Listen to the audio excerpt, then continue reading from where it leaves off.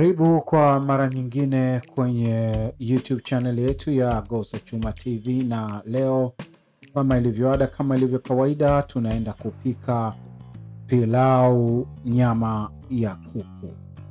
Kikitu hicho ndio inavyoenda kutokea mwishoni. Kwa hiyo na vitu kadhaa unatakiwa kuzingatia wakati unapika pilau la. Manze moja baada ya kingine. Kwanza kabisa chukua sufuria yako, weka mafuta, kisha ibandike kwenye sina shaka. Hakikisha vitu vyote vimekaa sawa. Unatakiwa uwe na kitunguu maji, karoti, nyanya pamoja na pilipili hoho. Hivi vyote vitahusika katika pilau letu la leo. Vile vile unatakiwa una kitunguu saumu, lakini vile vile uwe na viazi. Kumbuka unatakiwa uwe na pilau masala, lakini binzari nyembamba nayo ni muhimu katika upishi wa pilau.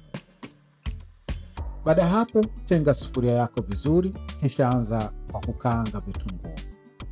Kaanga vitunguu vyako vizuri kabisa, vichanganyike.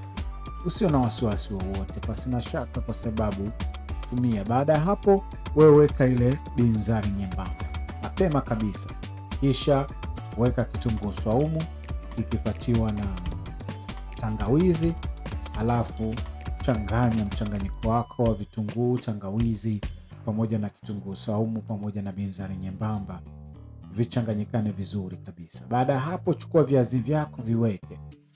Kaanga viazi vyako vinavyo viingie ule mchanganyiko ambao umeuanza toka mwanzoni.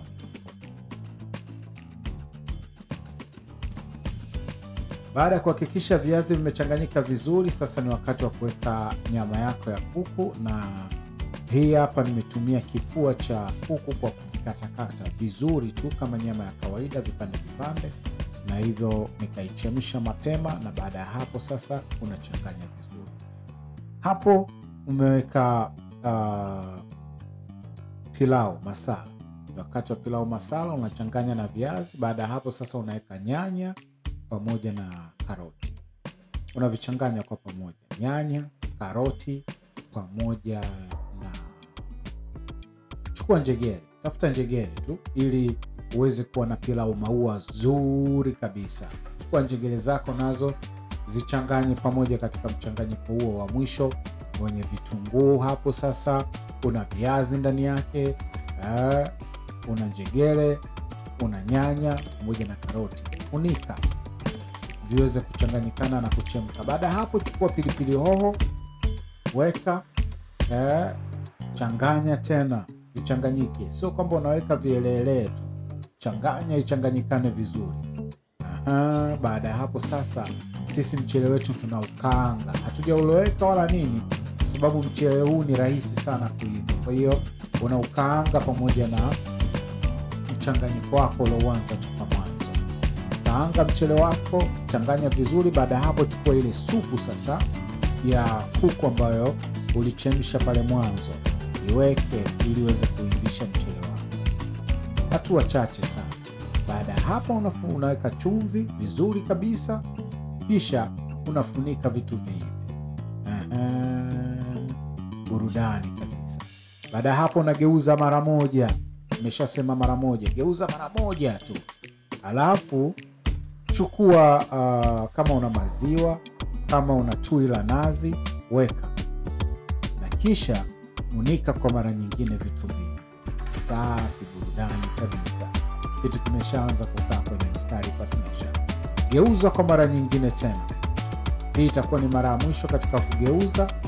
Alafu unachanganya vizuri, kisha unafunika ili vianze kuiviana vizuri. Alafu baada ya hapo, nenda pembeni, kata kachumbari yako. Anza na kitunguu vizuri kabisa. Kata kitunguu chako maji, alafu kioshe na chumvi. Changanya kilegee kabisa kwenye hiyo chumvi. Baada ya hapo, chukua karoti.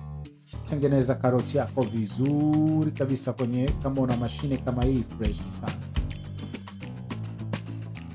Baada hapo, chukua cabbage, nayo fanya vile vile ambavyo unatakiwa kufanya. Itengeneze kwenye mashine yako.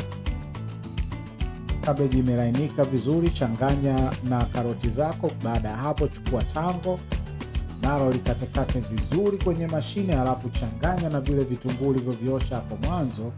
Na baada ya hapo sasa chukua vinegar, iweke vizuri kabisa, changanya. Kumbuka hapo kuna chumvi yako na vitu vyote kama kawaida. Hii hapa ni kachumbari chukuchuku, haina nyanya, haina nini, kitu kimekaa tulia. Basi angalia pilau lako, ndizi, kachumbari, pembeni una roast la samaki. Nitakuja kuambia ni vipi unaweza kupika samaki, lakini hilo ni roast la samaki bwana. Usisahau kusubscribe, kucomment, kushare YouTube yako ya Gosa Chuma TV. Na hii ni Kitchen Session. Au revoir.